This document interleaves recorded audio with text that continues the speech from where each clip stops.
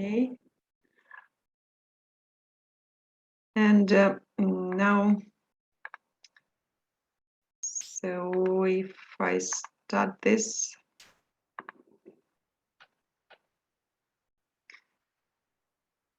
so I should say something at the beginning of the class about the previous task that you've done.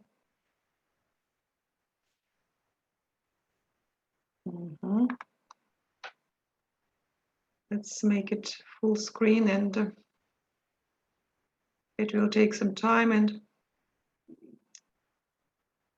you see that we are going to start the new unit today. And as for the task that you were given as the home assignment, you remember that that was the course, the online course, which is called English for Healthcare, which is located on futurelearn.com platform. And you've sent me the pictures and screenshots of the last page of week 1 of this course. And so it was okay, but what I would like to discuss the following. I mean, sometimes that the pictures that you've sent do not show that this is exactly your work. And this is the wrong way to present the screenshots. They are given here on this slide. You see that week 1 complete, it says, but there is no evidence that this that was done by this very student, which is printed here, because I don't see the first letters of the name, which are given in the right upper corner. It's okay if you take a picture from the and it's okay if you make the screenshot from the screen of your phone, but in the upper right corner there should be, I don't see the letters like here on this. Who is speaking? Would you like to say something? Okay, and that is why if we move to the next slide, we can see here the correct way to present the screenshot. Here there are the letters AS, which stand for the student's name and surname. So, and you may just send the screenshot where the letters are visible, and you can also just send, you should also send the name, the full name of the student, because I need to understand it. Sometimes I don't understand. It's hard to guess whose screenshot it is. And or this is also, you may put the name, your name on this the screenshot itself. So I can see the letters MM here in the right upper corner, and I can see the name of the student who have submitted this task. Is it clear? Yes, ma'am. Yes, ma'am. Yes. Great. And any question? No. And today we are going to speak about your projects that you've done. So culture projects, there were 3 of them. Body language in your culture, patient-centered approach in history taking, and Calgary-Cambridge method. So, and before we start listening to your to the information, I would like you to have a look at this slide where there is information about the criteria for evaluating group presentations. So these are the aspects, the issues that we should focus on while evaluating somebody's presentations. We should focus on the content, and the question that we need to answer is the presentation informative and interesting as far as the content is concerned. Then organization. And here we need to answer the question, is the material organized logically? So about logical way everything is presented. Then about delivery.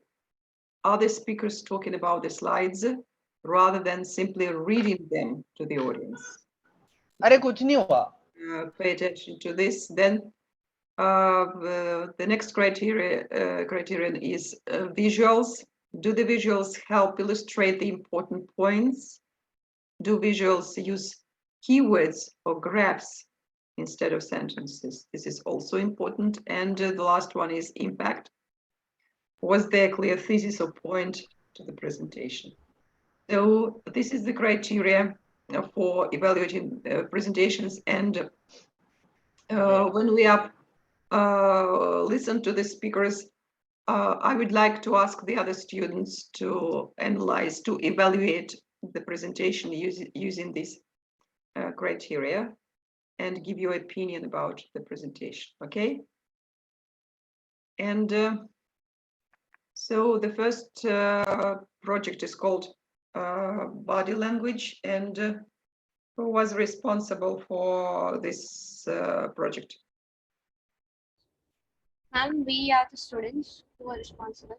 We are Aman Goyal, Apeksha Kanchamvyas, Nisha Kanchamvyas, and Raghav Yadav. But Raghav Yadav has some network issues, so he is not present right now. I think he's joining. I guess, I'm not sure. Okay, and so will I start this function? So you can you can share your screen and show the presentation to us. So who will start? Aman, please share the screen.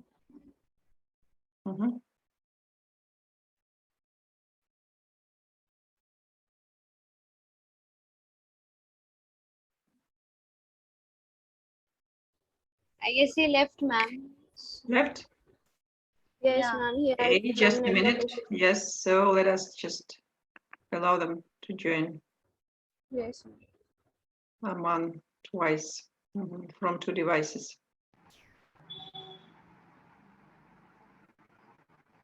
Hello, Aman. Start, please. Yes, ma'am. Yes, ma'am. Ma'am, I need to share the screen. Can I share the screen? Yes, you can. Ma'am.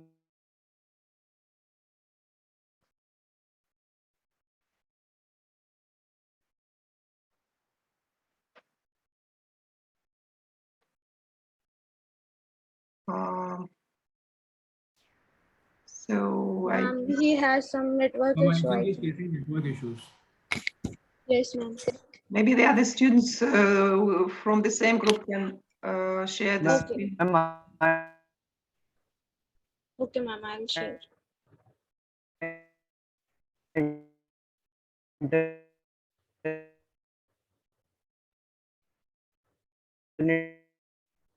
Can you see my screen, ma'am?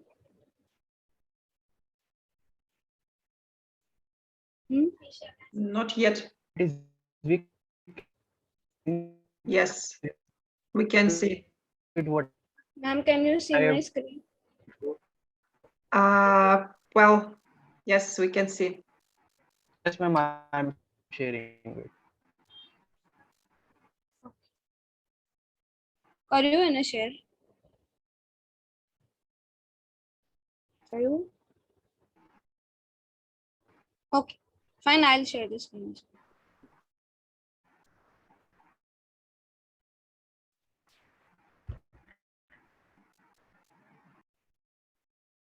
Can you see my screen, ma'am? Yes. Yes, ma'am. So, first of all, good morning, ma'am. And today our topic is the English group project first. And our group members are Apeksha Kanchamvyas, Misha Kanchamvyas, Aman Goyal, and Raghav Yadav. So, first of all, our topic is like the body language. What is body language? According to the what we say, the body language is the purpose through which we can express our emotions, our thoughts to the other people. It can be done in two ways, that is the verbal and the normal verbal way. So is body language important in our culture? First of all, every culture has different way to express their body languages. It includes the eye movements, the hand shaking, the facial expressions, and how we are expressing our vibes to the other person, which is through which we are communicating. It should be properly so that the other person should not get offended. So by telling us what we say, the body language, we can express it through different ways, like the handshaking, our posture, our eye movement, our face movement, our facial expressions, our body language can have a great effect on the psychology of the other person's mind. That's it, ma'am. Next, my colleague will continue. Aman? Yes, ma'am. Ma'am, I want to tell about like how are the gestures in our culture differ from the other culture. So let me start. There are substantial culture differences in like how people use their body language to communicate. In general, there are many different kinds of facial expressions also, which correspond to the different universal facial emotions. There are 6 types of facial emotions we can say that include the happiness, sadness, surprise, fear, disgust, anger. And if we further describe them, then this only tells about the expressive nature of a person, and also the reservations which are considered by the culture. Like for example, whether a culture supports that system or not, anything else. I want to describe with an example. Like in the parts of Northern Europe, we usually do the handshake, and a quite firm handshake is a normal thing. And if we talk about the facial expression, like over 90% of the common facial expressions were identified by the people in different cultures.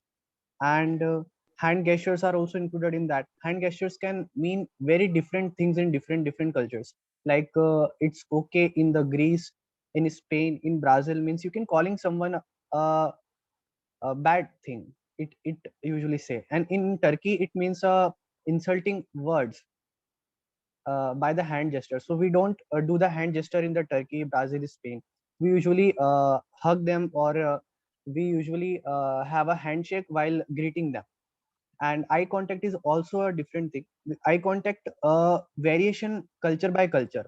Usually it is used in a region such as the Middle East and the Mediterranean cultures, European culture, Latin American culture, and it is usually used in Far East culture too. And physical contact is also the last and the most important variation in a culture. It usually contrasts how the people have an affection toward the other person, and also it describes how a person can uh, express his or her feelings. Thank you, ma'am. Now, next colleague will explain. Explain, Misha. I would like to talk about what are the other fields other than the medical field where body language is an important aspect. When we talk about the other fields, we can say that is business sector, arts, communication, mass media, and tourism, etc. are other fields. For example, if we talk about the business field, then the way we express in a business meeting, the body language is also as important as the verbal language. The way the person expresses his facial expressions, his hand gestures, his motions express the confidence, and how the person is what we say confident about his topic or the subject he is trying to explain. This is the important expression way in the body in the business part. The second we would like to talk about is the art section, the art and the music and the dance. We can say dance is one of the most expressive non-verbal way of in the culture. We can say every culture has their own way of expressing that a dance is the most effective way. In Indians, we I'm a Gujarati. We Gujaratis express our culture through garba, which is a very auspicious and very interesting dance. We can say this is done while the Navratri is going on. Every culture has their own way of expressing its importance in non-verbal way. Then the next I would like to talk about is the politics. The politics also has a very important aspect in body language. Like if a person, like a politician, is expressing his thoughts, his reviews about something important matter, some public matter, then the way if his hands are sweating, if his posture is erect or not, if he's able to express himself in non-verbally or not, has the importance in the listeners, because viewers and listeners, because it gains the confidence of the people, which leads to voting of them to them, and winning of the politician. And then the next I would like to talk about is in the military.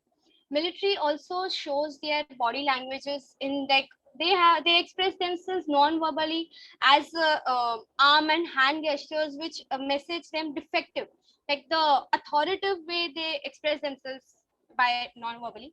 Then the next I would like to talk about is in tourism. Like in tourism, non-verbal expression is also very important, because it helps a person to express himself, because language barrier is a problem which is present almost in every different countries and regions. So a tourist explains his comfortability by his non-verbal communication. Then the next I would like to talk about is music. I guess I told about music. Music, the way the person expresses his voice also can lead to a different tone, which can lead to a different feeling uh, non-verbally. Thank you, ma'am. This was our presentation. Raghav Yadav was absent because of his network issues, so we covered his part in this presentation. Is it all? Thank you. Well, so I mean that I have a question about body language. Yes, ma'am. For example, one of the gestures that is commonly used in different cultures is handshaking. Is it used in India? Ma'am, I would like to answer Yes, this ma'am. question. First of all, it is a common way. Handshake is a common way, but we Indians usually prefer namaste, which is done by joining both of our hands and bowing down. It gives the expression of the respect, and that we value the person that is standing in front of us. Other than that, Traditional method. the I handshake put you method. above myself. Ma'am, handshake is a much more formal way in India. It is Yeah, only used in the it is officials or in a professional manner. And in the namaste, we can do with the relatives or with the elder persons to show the respect towards them very calmly, we usually obey them in that kind of sense. We just bow our hands in front of them to show our gracefulness towards them. handshake is mostly for the formal, or maybe we can say the business kind of gesture, but the namaste is for each and every person. We can say it can go even for the small ones, and it can go for the elders. It is a cultural way of expressing our.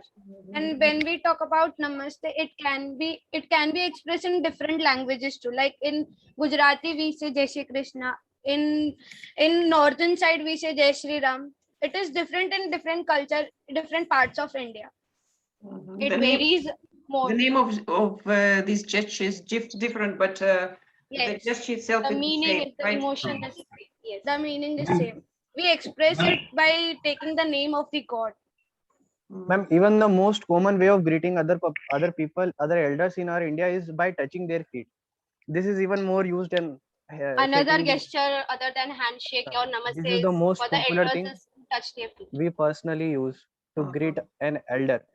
An elder It could be teacher, it could be parents, anyone. I see. Okay. Okay. Thank you so much. Well, now, yes, Priyesh. Ma'am, basically namaste means that I'm putting myself, I mean putting you above myself. I mean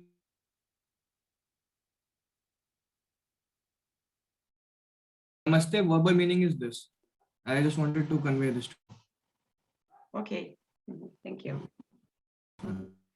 Well, so now if we speak about your opinion about the presentation, I would like to ask the students who were not involved in this presentation to share your opinion and to comment using the criteria that we've just discussed. Who would like to say something to talk about this? They presented it really well. It was programmed and it was really aligned well, and it went with the flow. Okay. Basically, Most they of covered the all points were points. covered. Okay. What kind of recommendation can we give to the speakers? Ma'am,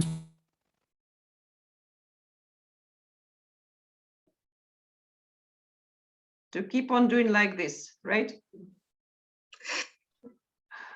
Okay, thank you so much. And now we are moving to another group of students, which are going to tell us about Calgary project.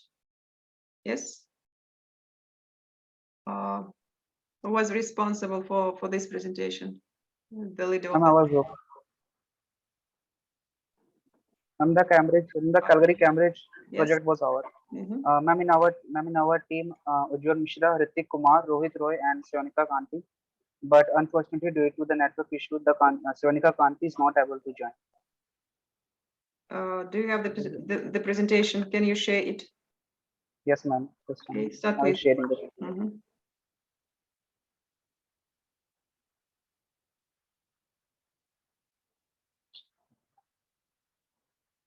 Can you see my video? Yes.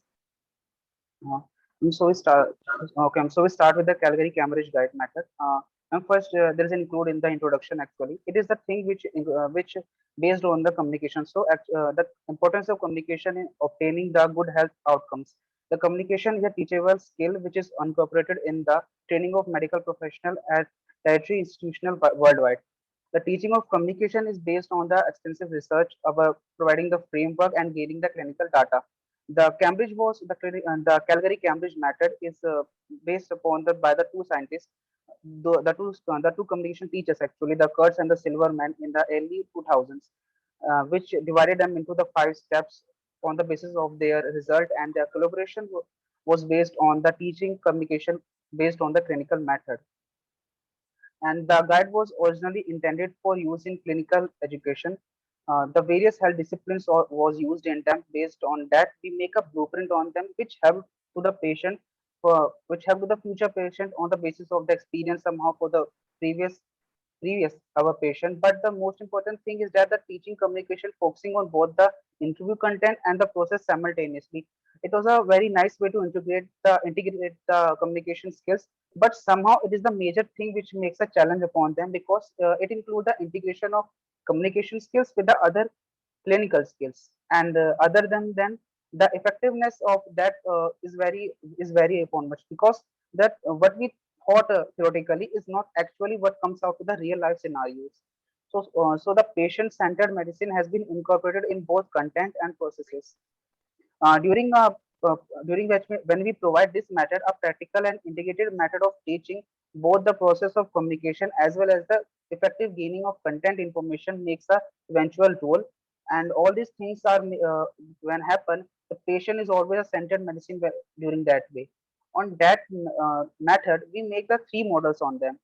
The first model is we talk about the situational 5-step process method, in which the initiation of session was start, then the information gathering, what was happened in the past, what actually they wanted to do, and then the physical examination, that how their body structure, how their bodies are in good condition or not, they're explaining and planning to their medicinal data, and then we take the information and closing the session.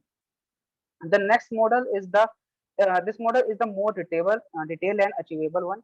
This model is based on the more experienced data, or we can say it makes the data more elaborate to understand when some other doctors use it for their study for the clinical purpose. And now the third model is based on the relationship between the content and the processes, using the example of the gathering of information. By the diagram, we can actually identify what are the processing skills and what things are required in that, like the patient's narrative, their response, they're picking up the cues, the internal summary, etc. Ma'am, now the next topic was told by my partner Rohit.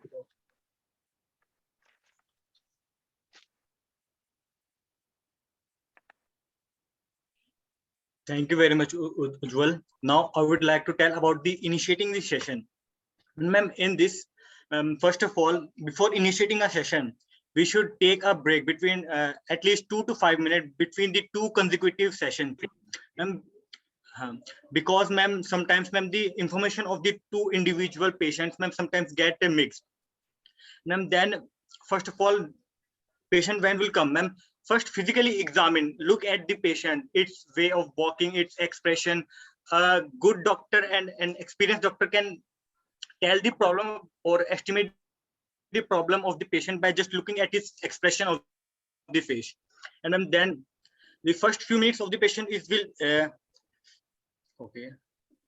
The Calgary Cambridge guide provides 3 steps for the initiating of the session: preparing and encountering and establishing rapport with the patient, and identifying the reason for the consultant.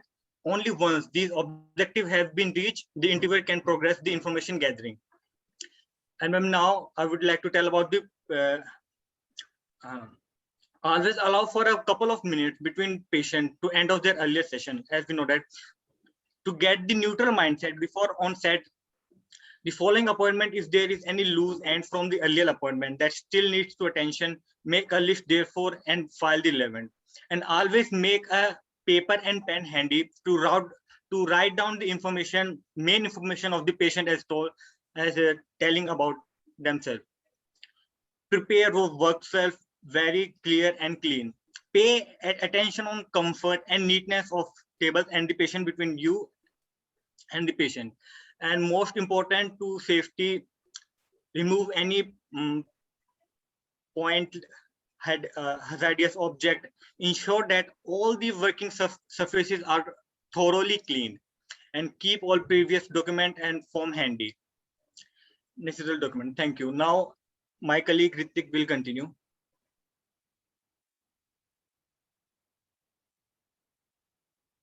Thank you, Rohit. Ma'am, I am Ritik Kumar. I am here to establishing report. Ma'am, what a report is? Ma'am, report is a capture and appreciation of another person, intention and emotional connection, and it is most important in any meaningful relationship.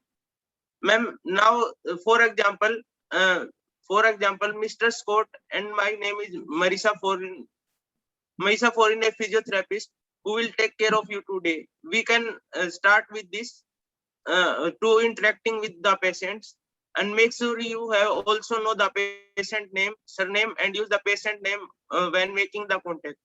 A main important thing of building such relationship is that the only relationship is the body language should not be avoid in the way contradictory to verbal communication, and another your behavior should follow that.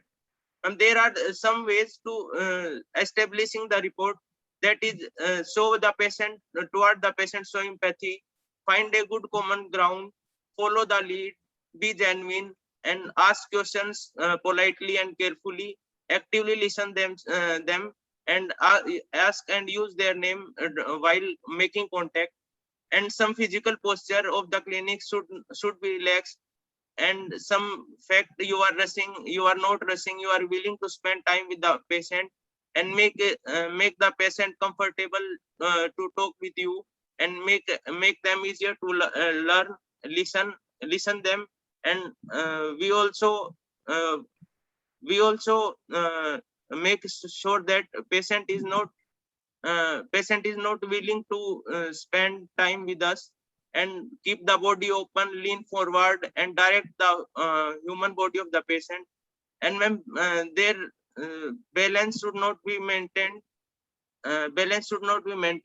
and there is few steps which we can make to establishing report. Now my colleague Rohit Sayanika Kanti will continue this. Manda Seonika is not here, so I'm taking his part, in which we identify the need for a. अच्छा, आ गई? Here is Sayanika. He came. Go ahead. Identify the need of the consultants. So the next step is to start by talking a history. Many patients find it stressful to visit a healthcare professional for several reasons. There must be many reasons, like, of course, first of the main of the reason is the hospital bills. They are extremely large, and also people are really not willing to go to the hospitals in general because they find that their disease is very big if they are going to the hospital, and this can include physical combat. 14 slides. This can include physical discomfort due to presenting illness, fear of conveying their messages incorrectly, leading to the wrong discoveries, worrying about bad predictions or difficult treatment, negative experiences, and discomfort by disclosing personal and sensitive information. People generally find violated if they are disclosing personal information to new person, even if he or she is a doctor. I don't know why. And asking the patient about his or her performance is the beginning of a good conversation that will give you more information about the bio, psychological status, and performance of the patient. Asking about the patient, it make them feel comfortable. So you have to make the person comfortable before talking about his illness. Start clinical questions with an open-end questions. The questions should to be open-end, not a close-end like a limited one-word answers. So they can elaborate to an extent whatever they will feel like. How can I help today? There is closed question for confirmation, like you have a sore neck. Let me help you with that.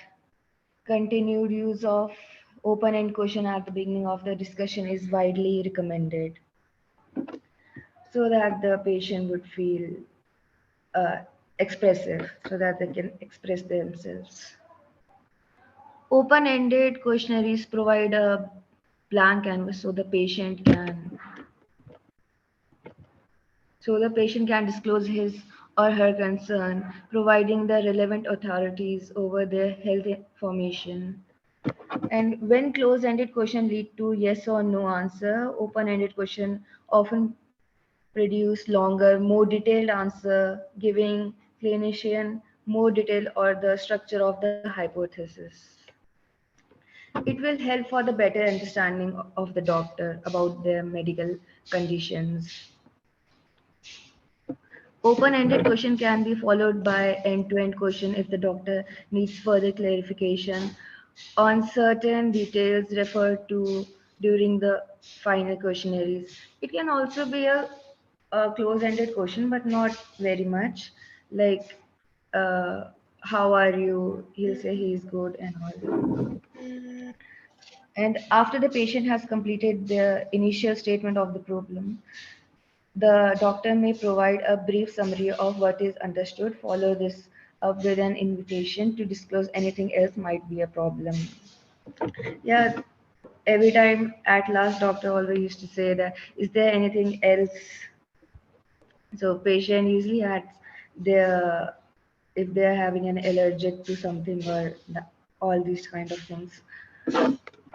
Patient do not disclose information in their order or prioritize in terms of importance and compliance. Also, patient may choose not to show any other symptoms as they may feel that such symptoms are not important to the problem being presented. However, physically, the various symptoms may be related and should be investigated for better understanding, of course. So, in conclusion, it gives the opportunity to invest in effectiveness of the entire medical management, the time slots of the potentials to lay the foundation of a trust malfunctioning patient clinical relationships. It also very much important to form a good relationship with the patient and in the doctor clinic. It positively influences both patients' satisfaction and medical outcomes. It should be satisfactory for the patient if he or she is visiting. It solves the issue between the patient and gives a brief summary of understanding and increasing the patient to continue talking about their relevant lines.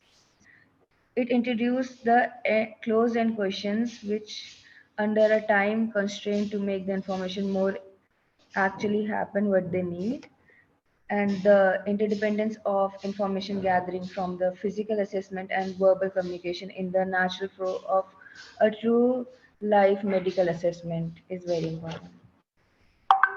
Thank you, ma'am.